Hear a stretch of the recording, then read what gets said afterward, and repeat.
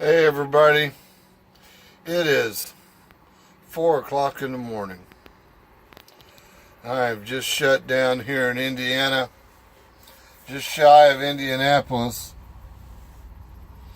I wanted to share a little bit with you about my evening.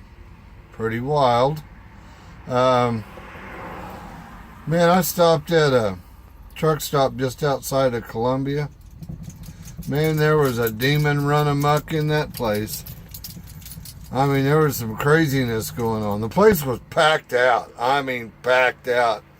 People parking all kinds of places, and there was a lot of people that, how we say, made themselves a parking spot. And man, it was just a nightmare trying to get in and out of there. And I was heavy. I picked up a load. I knew it was going to be heavy. But before I get to my scaling story, let me tell you some things that went on in there this evening. One, there was a guy standing outside the truck stop and outside the door, and he asked me, he goes, "Hey brother, are you headed toward Columbus?" And I said, "No, I'm actually going the other way. I'm headed toward Indianapolis." I said, "Why? Is there something I could help you with?" And he goes, "Well, I'm kind of stranded." I asked him, I said, "How'd you get stranded in a truck stop?" Well, apparently him and his wife drove as a team. And apparently marital bliss came to a stop because he went in to use the restroom, and when he come out, she was gone. I guess she had had enough of him. Oh, mercy. So there was a little bit of evil there going on.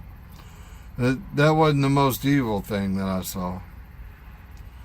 Coming out of the truck stop, there was a trailer sitting nose down on the side of the road.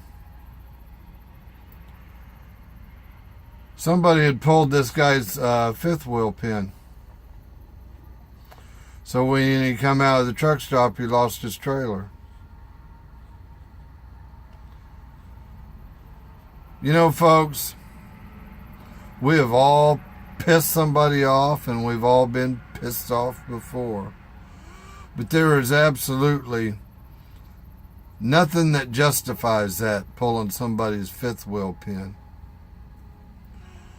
I honestly believe that if you pull somebody's fifth wheel pin, that ought to go with a mandatory 5-year sentence at hard labor. That's just crap. I mean, people need to grow the hell up. So you're pissed off. Get over it. Somebody pulled out in front of you. Whoopee wow. Somebody made your day a little tough. Whoopee wow. Get over yourself. I don't think there's no way that you can justify that. Just don't. Here's a little bit of my evening. I knew I was going to be heavy. Now, not at this stop, but the stop before this when I'd topped off my tanks. And I unloaded, and then I checked to see where I was going to be, because I didn't even look to see where my next load was, or any of the particulars about it, until after I dropped that load. So I didn't even look at this load that I was picking up till right before I went to go get it. You ought to read the messages when they come in. Because I looked on it, it said, watch your fuel weight. This is going to be a heavy load. Sure enough, it supposed to have been a dropping hook. Supposed to have had a preloaded trailer for me. Well, I get there and oh no, that didn't happen. They're running behind. So it turned into a live load. Well, I was there at 5 o'clock on time. My actual pickup time was I could pick up as early as 5 o'clock or I could pick up as late as midnight. I had a pretty wide open window. But that means that my trailer's supposed to be loaded and ready for me by 5. So I got there at 5. Like I said, they didn't have a trailer loaded. It ended up being a live load. I sat there till 5 minutes till midnight before they had me loaded and ready to go. So we drew a few hours of detention pay there. I haven't figured it out yet. I'll put a pencil to it here in a minute before I go to bed. See how many hours of detention pay I actually got. You know, the $25 an hour detention pay doesn't really make up what you could do driving in that amount of time. But it does make your paycheck fatter in the simple fact that you're still getting paid your miles plus how many hours of detention. So it increases your check a little bit, but makes it a little bit tougher on you because it eats up your clock. So I was actually forced to drive till 4 o'clock this morning to be able to make sure I'm going to be on time for my load. I don't drop this tomorrow, but I drop it the next day in Minneapolis at 8 o'clock in the morning. So I'll still get there on time, but man, I don't like to drive wee hours in the morning. It's tired. You heard that saying, you ever see the black dog, it's time to take a rest? I actually had another hour on my clock. I could have drove till 5 a.m., but I saw the black dog this morning. Whoo, gave me goosebumps. So I become a little superstitious and decide to call it a night. Well, here's the deal on my load. I knew I was heavy because when I checked my pressure gauge on my air suspension, I was all the way forward and I was still high. So I knew I was heavy. So I tootled on down the road about 40-50 miles to a set of scales. I scaled it. 79,980 pounds gross weight. I had the hardest time getting that load balanced. I ended up having to scale it 3 times.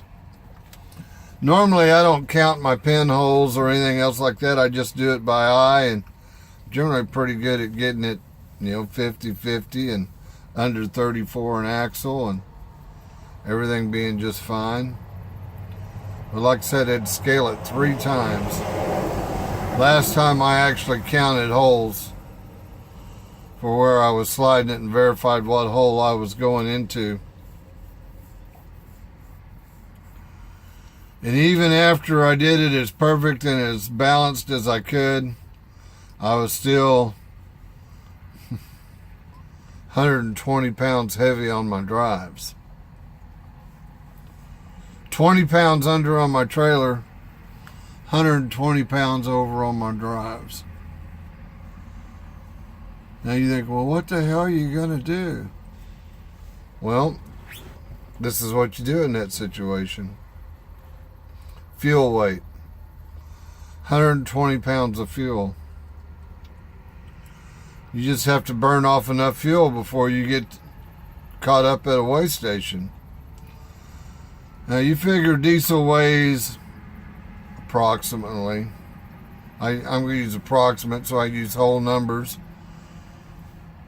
but 8 pounds a gallon. If you're 120 over, that's 15 gallons. You run 7 miles per gallon, it's about 105 miles.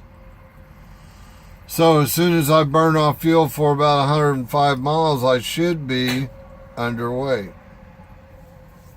So if I burn off, 150 miles or 180, I'll definitely be underweight. So that's how I solved that problem. Just tootled on the road for a couple hours and burned off that fuel. And if I get caught in a way station first thing in the morning, I'll make weight. I guess worst comes to worst, I could always kick the dogs out and make them walk across the scale. Oh, mercy. And here it is, 4 o'clock in the morning. Well, that was my night, as interesting as it may be. I'm going to call it a night.